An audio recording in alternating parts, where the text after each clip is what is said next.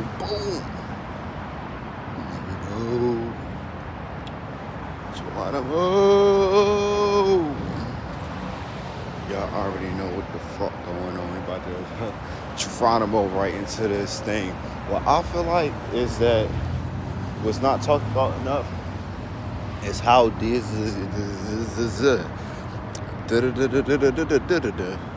how dizzying it is when these planets be coming out of their retrogrades and start returning direct, right? And we know like they're not actually spinning backwards. That's just like the energy being returned inwards. So we start to feel these things more internally, or want to keep things closest to us as in regards to whatever planet is retrograde in whatever sign and whatever house for you, right? So boom, I'm bringing us up because Saturn goes direct tomorrow, or tonight at like 8 p.m. So Saturn, discipline. Saturn is the planet of discipline, structures, status, anything that's being like uplifted. Because the 10th house is the career vocation. You know, you at kind of like your peak. So with motherfucking Saturn coming out of its retrograde and Pisces, which is about dreams, delusions, illusions, complete full surrender to a thing, right? Because if you're in an illusion, you gotta think.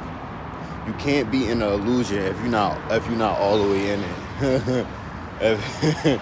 You can't be in the illusion if you're not all the way in it. So, and you can't really achieve your dream if you ain't going for it all the way, right? So that's Pisces, full surrender to a thing.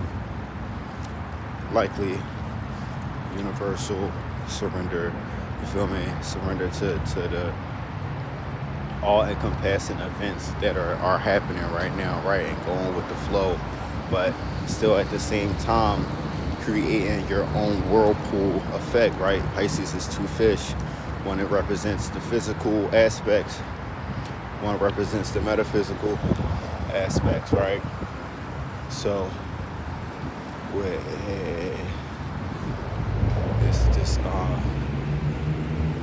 this motherfucking Saturn retrograde, Pisces, this whole going direct, right? Pisces, dreams, illusions, delusions, surrendering, right? Full surrender, complete full surrender. Pisces is also Venus exalted, right? Think about exaltation of Venus. That's a complete full surrender of love, right? That's what people kind of try to symbolize or equate true love to, is unconditional, right? Pisces is that unconditional energy. So with this being with Saturn being in Pisces, our disciplines, our boundaries, our structures, right, are in this kind of dualistic state. It's kind of in this flip-floppy, wish-washy, don't really know if the boundary is all the way set. Is the boundary sturdy, right? It's the opposite of Virgo, where Virgo critiques, analyzes, and puts things into motion, put things to work. Pisces is like, you could do what you gotta do. You feel me? Like, oh, all right, you coming over today? All right, we about to be just chill on the couch. Oh, you want to go on the refrigerator? Oh, go ahead. I already got my snacks. Don't even gotta worry about a thing. Because Pisces is ruled by Neptune and Jupiter, right? Neptune is a gas planet that gives it that illusion, dream, fantasy energy, and Jupiter is expansion, knowledge, wisdom, spirituality, that gives Pisces that unconditional world, universal surrender and energy. And also why you might think Pisces are so spiritual, right? It's that Jupiter, Neptune, the expansion of the illusion, dream, reality, right? Can be used for wisdom. So Pisces and Aries are very closely related. So Pisces can also be seen as a fool for their unconditional aspects and energy, how they're using themselves. to go for things. It could seem crazy to other people. It could seem like they don't really know what they're doing, right? So with this in Saturn, we're kind of having to check ourselves because of that opposition with Virgo, and Venus is in Virgo. So Venus, our values, is opposing our disciplines, our structures, our status, like the thing that we're trying to achieve, right? Saturn is discipline that goes far, right, into your achievement. You got to be disciplined to get success. So with this here, Saturn coming out of its retrograde, right, spinning backwards, making all that disciplinary boundary structure energy, but surrendering to that is kind of weird, because Saturn rules Capricorn and Aquarius, and Aquarius is right next to Pisces, which is kind of like some friction energy, right? So with Aquarius is fixed air, Capricorn is cardinal earth. Capricorn is sturdy, just like kind of like Aquarius being fixed air, but it's air, so it's a sturdy thought. It's a fixated thought, right? A focused, lasered in thought. Capricorn and Aquarius is also co-ruled by Uranus, which gives it that weird alien effect.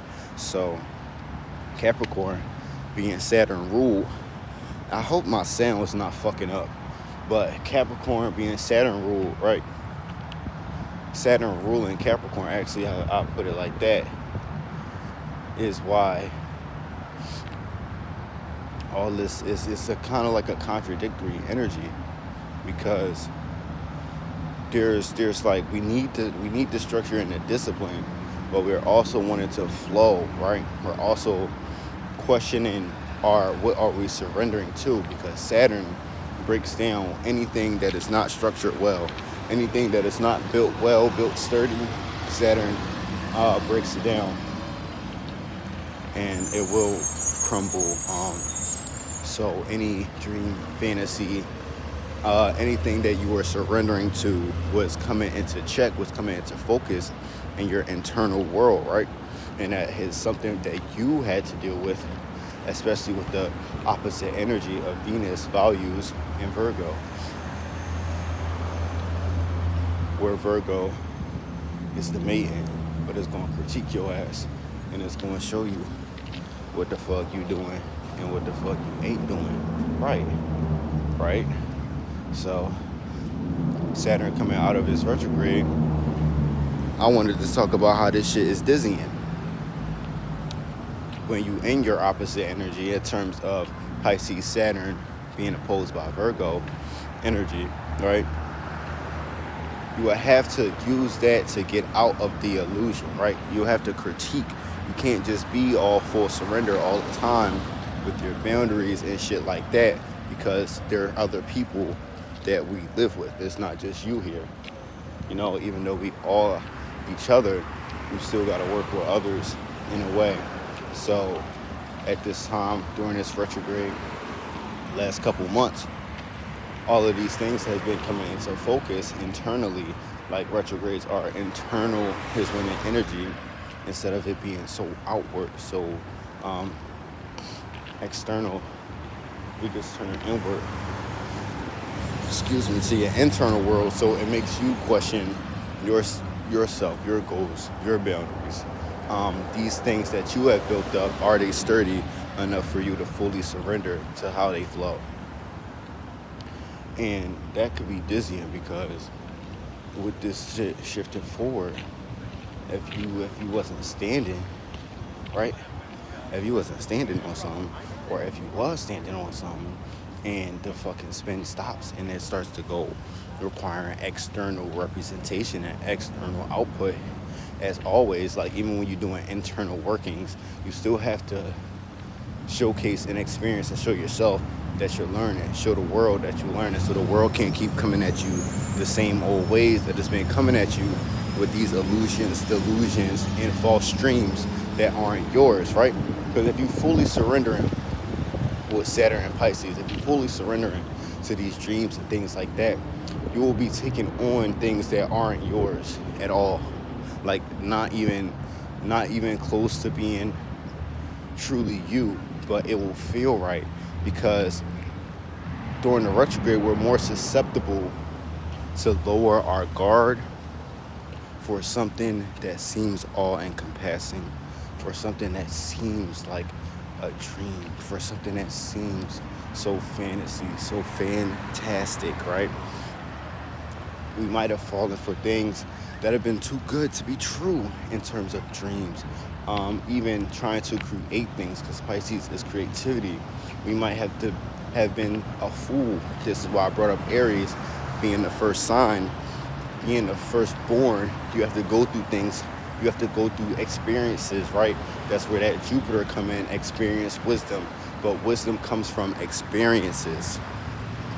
That's why the Neptune part of Pisces could lead to disillusionment if you are not aware, right? If you're just expanding on these illusions, on these dream realities, and not checking yourself with that opposite Virgo energy, critiquing, right? So these are just, like I always say, these Virgo, Aries, Scorpio, all these are just names and shit for characteristics, character traits, and shit that we always doing. So when you are being disillusioned, think about Genjutsu. You have to ground yourself in something, right? You gotta ground yourself. That's the opposite energy of Virgo, critiquing the surroundings, critiquing what is around you, critiquing what have you been allowing yourself to be susceptible to because it looked good, because it looked like it could free you, because it said it could free you, but in all reality, Saturn, it is not. And that harsh reality comes after these retrogrades and Saturn. If you have not been on your 1-2 and critiquing yourself, you gotta critique yourself and get yourself out of these illusions that you're in. Real shit. It might be hard to accept that you was even in a delusion, because it's like me, I could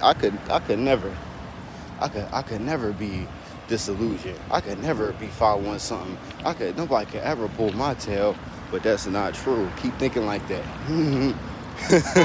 keep thinking like that. Keep thinking nobody could ever pull your tail without you having that ability to check yourself, without you ever checking yourself. Keep thinking that without checking yourself. Keep thinking that, and watch how somebody pull the rug right from under you. Pisces rules defeat under you, and defeat when somebody fucking knock your ass down, take your legs from under you. So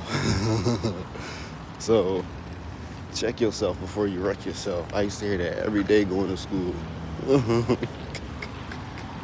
Check yourself before you wreck yourself. That's real shit. That's some of the realest shit I ever heard. So it could be kind of dizzying when, like, you think about a whirlpool, like in a tub, like you make a little whirlpool, whatever. Then you try to go the other way. Of course, there's gonna be some resistance when you start to try to go that other way. You gotta let the waters, you gotta let them subside for a little bit. You gotta let them be at ease. You gotta go through the low tides right now for a little bit as we coming out of this retrograde, and you can't keep going the same way that one fish was going. First of all, them two fish, they not even supposed to be outside the same surrounding area. Them two fish supposed to be in the same little pond. If you got your two fish, your physical and your metaphysical fishies, your metaphysical and physical emotions, how you feel about how your spirit feel, and then how you feel your body. If you got them two motherfuckers in different ponds in different areas of life, then that's automatically all balance right there. So Saturn coming out of this retrograde, you're going to be having some realizations that's like, I was living in delusion. Confusion. Yeah. Confusion. That's really how it be. That's really how it be with this Pisces energy. Not to mention Neptune is still in Pisces. Pisces is home in Neptune. Neptune rules Pisces. So with these dreams and realities and this Piscean energy, we are very creative, right? We can create delusions. We can create delusions that seem like boundaries because Saturn is in Pisces, right? Saturn is in pieces, as I like to say. Our boundaries are crumbled because under immutable water, right? Saturn is an earth, air planet. Structure, logic, reason, discipline. The mutable energies of Pisces fucks with Saturn. Saturn does not like Pisces. Saturn is exalted in Libra. The opposite of Libra, which would make it Aries, is Saturn's fall, because Aries is impulsive. Aries can be impulsive. Aries, can be competitive. Aries is also pioneering. Aries can also be foolish, just doing things just to see. I gotta see how did this go, right? I gotta be the first one to do it, and that's not structure or discipline, right? So that's just the fall of Saturn is Aries. That's not necessarily bad, depending on how you go about it, right? So if Libra is the exaltation of Pisces and the fall would be Aries, it is starting to fall in Pisces. It's been falling and it retrograded back to 0 degrees Pisces. So it's still getting that Aquarius energy right now. So we might be getting some thoughts that's like kind of left field about how we want to put up our boundaries, how we want to be disciplined as we going for our dreams, right? It might be a little unorthodox, unconventional at this moment, with it being at 0 degrees Pisces, so close to home, right? Cusp energy. So it's like the idea is coming back, but you feel differently about it, right? That relationship might be coming back, but you feel differently about it, right? Right? That person, these things, you might start doing the same things that you was doing before. Thinking about it like logic, you might be speaking a little same way, but you feel different about it. So it's just the intention is different, right? The intention goes a long way. The intention goes a very long way. So, like I'm saying, it could be very what did I say? Dizzying.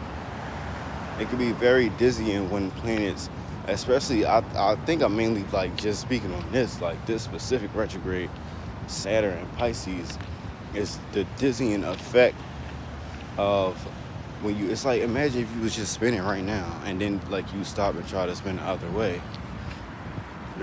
First of all, you're going to be off balance.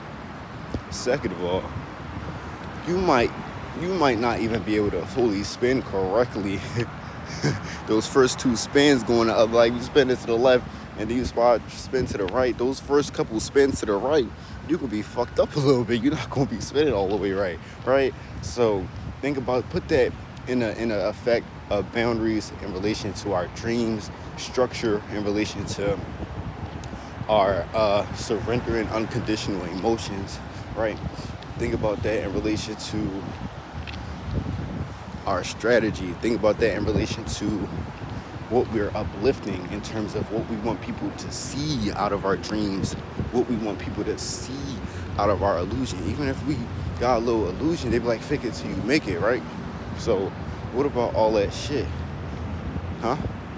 What do we want them to see out of it, right? Because Saturn, 10th house, is the house of your career, is the house of status, is the house of what you are known for. So what do we want to be seen from our dream?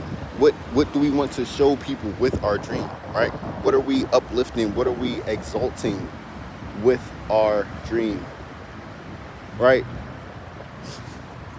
What are we exalting with our dream? And that is the question as Saturn is coming out of its retrograde. And as Saturn goes through Pisces, out of retrograde, right? As it goes through Pisces direct, we will have the ability, well, hopefully, we was crafting and making that ability to be able to structure and discipline ourselves and our dreams and anchor down. Now, as we going back in quote unquote the right direction, it's time to see. It's just time to see. Because like I said about Saturn, if them structures that you was building, if they still shaky even during that retrograde, they gonna get knocked down as it's going direct. That's just Saturn. And Pluto is in Capricorn. And like I said, Saturn rules what? Capricorn. That structure, status, you feel me?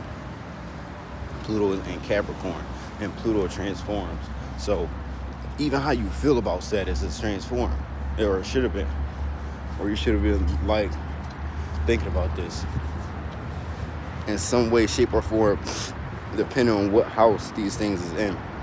I got Pluto in the first house, transforming my personal interests, my personal experiences, my personal relationships, my personality, right? Transforming, restructuring, breaking it down, right?